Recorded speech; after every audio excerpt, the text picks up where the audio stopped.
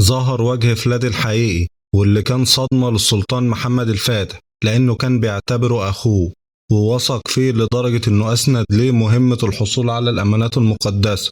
لكن اللي كان عارف إنه خاين وما كانش مرتاح له كان لطفي المجنون. حتى قال للسلطان محمد الفاتح إنه شاف في وجه فلاد الظلام. بكده هيبدأ الصراع ما بين السلطان محمد الفاتح وفلاد اللي مكمل معانا لآخر الموسم.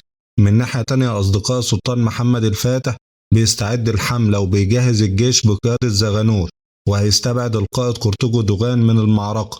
لكن أعتقد يا أصدقاء إن الخلاف ما بين زغنوش وقرطاجو دوغان هينتهي وهينضم للمعركة.